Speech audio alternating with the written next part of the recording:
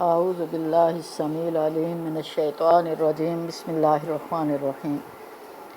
سورۃ القیامہ 75 سورت ترتیبی لحاظ سے آیات 40 پیراگراف 7۔ پہلا پیراگراف جو فسق و فجور کو چھوڑنا نہیں چاہتے وہ قیامت کا انکار کر دیتے ہیں۔ دوسرا پیراگراف فاسق اور فاجر بد کردار انسان اصلاح عمل کی بجائے قیامت کا وقت پوچھتا ہے۔ تیسرا پیراگراف جملہ معترضہ۔ چوتھا پیراگراف انکار قیامت کی اصل وجہ یہ ہے کہ تم دنیا سے محبت رکھتے ہو اور آخرت کو چھوڑ دیتے ہو۔ پانچواں پیراگراف اے انسان دنیا سے اپنی روانگی کے منظر کو یاد کر۔ چھٹا پیراگراف نماز اور انفاق کے بغیر کیا دنیا سے رخصت ہو جاؤ گے۔ ساتواں پیراگراف اے انسان اپنے آپ پر غور کر اور آخرت کا قائل ہو جا۔ مرکزی مضمون قیامت برحق ہے۔ قیامت کی دلیل خود انسانی نفس میں ضمیر یعنی نفس لوامہ کی شکل میں موجود ہے۔ عقل بھی اسی کی تائید کرتی ہے۔ زمانہ نزول سورہ قیامہ مکی دور کے ابتدائی ایام میں نازل ہوئی۔ یہ وہی زمانہ تھا جب سورہ دہر اور سورۃ النبا نازل ہوئیں۔ ایسا معلوم ہوتا ہے کہ سورۃ القیامہ کا پہلا اور آخری حصہ اعلان عام کے بعد 4 نبوی میں نازل ہوا اور درمیانی حصہ آغاز نبوت کے وقت۔ آیات 1 تا 15 اعلان عام کے بعد نازل ہوئیں جب قریش کے لیڈر قیامت کا انکار کرتے ہوئے بطور استہزاء قیامت کا وقت پوچھ رہے تھے۔ یسأل ایان یوم القیامہ آیت 6۔ آیات 16 تا 19 آغاز نبوت کے زمانے ہی میں نازل ہوئیں جب رسول صلی اللہ علیہ وسلم کو وحی کا پہلا تجربہ ہو رہا تھا۔ آیات 20 تا 40 اعلان عام کے بعد نازل ہوئیں۔ آیات 31 تا 35 ابو جہل کے بارے میں ہیں جس نے تصدیق کی بجائے تکذیب سے کام لیا۔ سورۃ القیامہ کا کتابی ربط پچھلی سورت المدثر میں ولید بن مغیرہ جیسے سرداران قریش اور آخرت اور دوزخ کے عذاب سے ڈرایا گیا تھا۔ یہاں اس سورت القیامہ میں ابو جہل جیسے سرداروں کو تکذیب کی روش چھوڑ کر ضمیر کی آواز پر توجہ دینے کی دعوت دی گئی ہے۔ امکان آخرت کو دلائل سے ثابت کیا گیا ہے۔ پچھلی سورت المدثر ان لیڈروں کے انکار کا سبب بتایا گیا کہ یہ خوف آخرت سے بے نیاز ہیں۔ بل لا یخافون الآخرہ آیت 53 اور جہاں اس سورت القیامہ میں اس مرض کی تشخیص بل تحبون العاجلہ وتذرون الآخرہ کے الفاظ سے کی گئی۔ یہ عاجلہ یعنی نقد دنیا کی محبت میں گرفتار ہیں اور آخرت کو بھلا بیٹھے ہیں۔ آیت 20 تا 21۔ سورۃ الدہر میں اسم یعنی گناہگار اور کفور یعنی ناشکری کی عادت کی اطاعت کرنے سے روک دیا گیا۔ اہم کلیدی الفاظ مضامین سورۃ القیامہ میں النفس اللوامہ ملامت کرنے والا نفس یعنی ضمیر کا ذکر۔ النفس اللوامہ یعنی ضمیر آیت 2 اللہ کی طرف سے ہے۔ ہر انسان کے اندر موجود ایک ایسی قوت ہے جو انسان کے برے کام کرنے پر ملامت کرتی ہے، لیکن جب انسان ضمیر کی اس آواز کو دبا کر پوری طرح کچل دیتا ہے تو پھر یہ قوت بھی ختم ہو جاتی ہے۔ اس کو یہ احساس ہی بھی نہیں ہوتا کہ وہ برا کام کر رہا ہے۔ سورۃ القیامہ اولا کے لفظ کا 4 مرتبہ استعمال۔ اولا کا لفظ 4 مرتبہ ابو جہل کے نامناسب رویوں کے بارے میں افسوس اور رنج کے ساتھ بطور تبصرہ استعمال کیا گیا۔ اولا لکا فاولا آیت 34 ثم اولا لکا فاولا آیت 35۔ سورۃ القیامہ کا سوالات پر اختتام۔ سورت کا اختتام کئی سوالوں پر کیا گیا تاکہ لوگ غور و فکر سے کام لے کر اپنے ضمیر کو ٹٹولیں اور آخرت کے قائل ہوں۔ ایحسب الانسان الیس ذلک بقادر علی ان یحیی الموتى آیت 40۔ سورۃ القیامہ کا نظم جلی۔ سورۃ القیامہ 7 پیراگرافوں پر مشتمل ہے۔ آیات 1 تا 5 پہلے پیراگراف میں امکان قیامت کے لیے انفسی دلیل پیش کی گئی۔ سب سے پہلے ملامت کرنے والے نفس کی گواہی یعنی ضمیر کی شہادت پیش کی گئی ہے۔ دنیا کا ہر انسان خیر و شر، نیکی بدی اور صحیح و غلط کا قائل ہے۔ وہ لوگ جو کسی مذہب اور کسی خدا کو نہیں مانتے وہ بھی جزا سزا کے قائل ہیں۔ وہ یہ تسلیم کرتے ہیں کہ چور کو چوری کی سزا ملنی چاہیے، ملک میں پولیس اور عدالتوں کا نظام ہونا چاہیے، مجرموں کو جیل میں ڈالا جانا چاہیے۔ غرض جب انسانی نفس نیکی اور بدی اور ان کی جزا اور سزا دونوں کو تسلیم کرتا ہے تو پھر اسی آخرت کی جزا اور سزا کو بھی تسلیم کرنا چاہیے۔ ولا اقسم بالنفس اللوامہ، اس کے بعد اس حقیقت کو کھولا گیا ہے کہ ایک منکر قیامت آخرت کی جزا سزا کو ناممکن اور محال سمجھتا ہے۔ ایسے شخص کو سمجھایا گیا ہے کہ خالق کائنات کی ہستی وہ ہستی ہے جو نہ صرف ہڈیوں کو بلکہ انگلیوں کے پوروں کو بھی ٹھیک ٹھیک دوبارہ پیدا کرنے پر پوری طرح قادر ہے۔ سبحان اللہ۔ بل قادرین علی ان نسوی بنانا، تیسری بات یہ بتائے گی کہ انکار قیامت کا بنیادی سبب یہ ہے کہ انسان اپنی بدعملی کو چھوڑنا نہیں چاہتا۔ اگر وہ آخرت کی سزا کو تسلیم کر لے گا تو لازماً اسے گناہوں سے اور فسق و فجور سے پرہیز کرنا ہوگا، چونکہ وہ انہیں ترک کرنا نہیں چاہتا، اس لیے وہ اپنی ضمیر کی آواز پر پردہ ڈال کر آخرت کا انکار کر دیتا ہے۔ بل یرید الانسان لیفجر امامہ، آیات 6 تا 15 دوسرے پیراگراف میں اس منکر قیامت کے رویے پر روشنی ڈالی گئی۔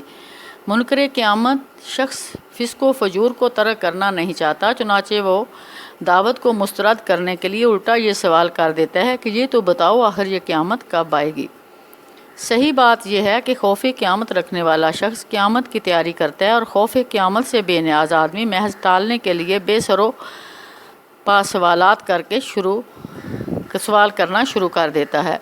ایسے آدمی کو خبردار کیا گیا کہ یہ وہی دن ہوگا جب دیدے پتھرا جائیں گے، چاند بے نور ہو جائے گا اور سورج اور چاند دونوں کو آپس میں ملا دیا جائے گا، یعنی تمام کائنات کا موجودہ سارا نظام درم برم ہو جائے گا۔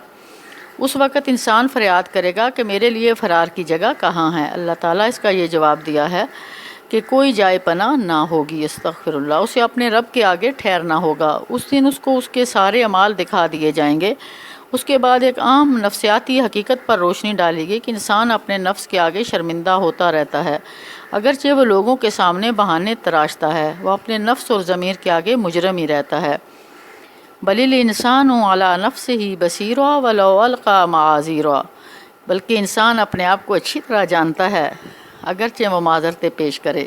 آیت 14 تا 15، آیات 16 تا 19 تیسرا پیراگراف جملہ معترضہ پر مشتمل ہے۔ اس میں رسول صلی اللہ علیہ وسلم کو تسلی دی گئی ہے۔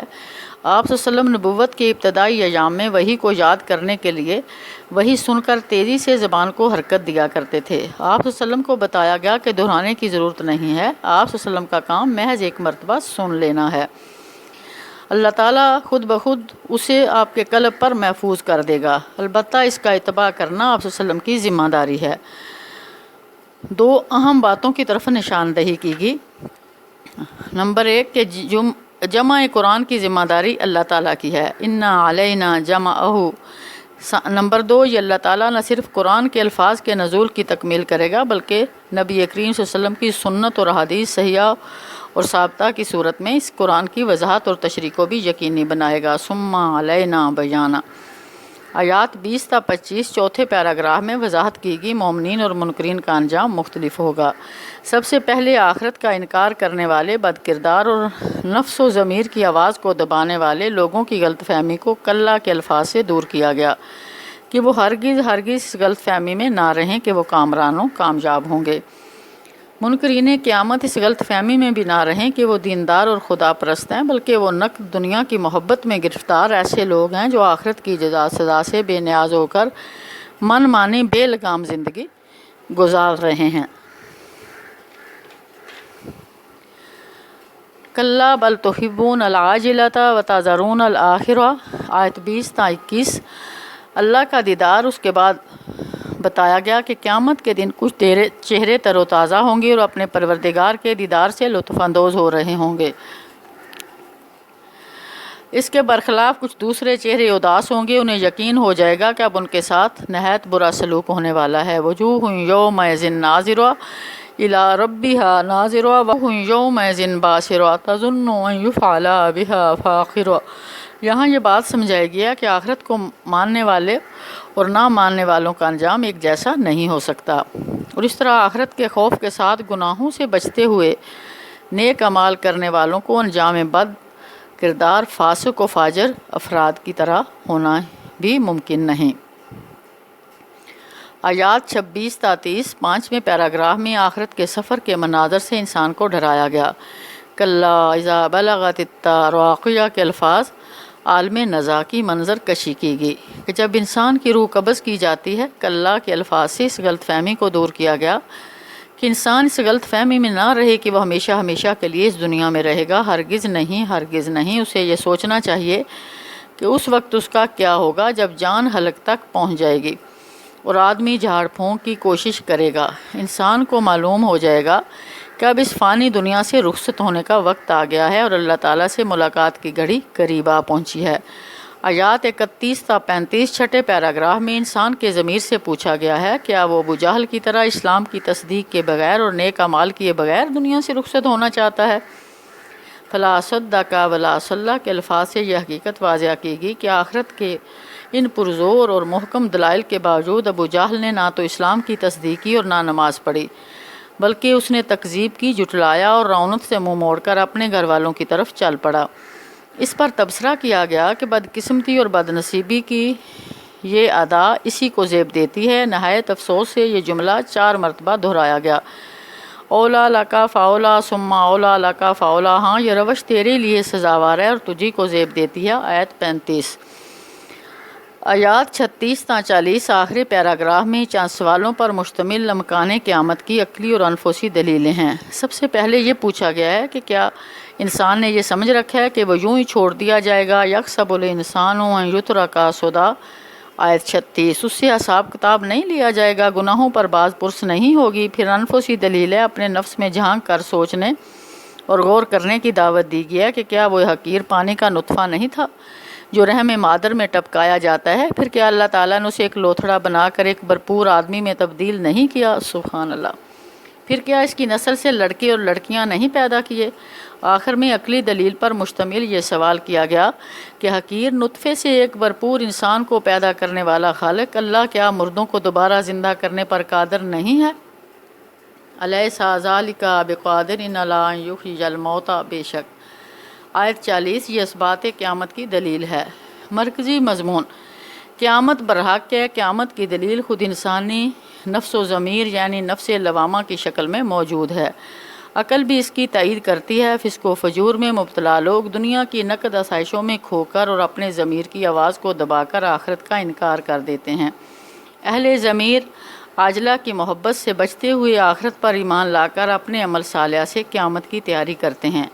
قائلین قیامت اور منکرین قیامت کا انجام مختلف ہوگا۔ وآخر دعوانا الحمد للہ رب العالمین۔ صدق اللہ علیہ۔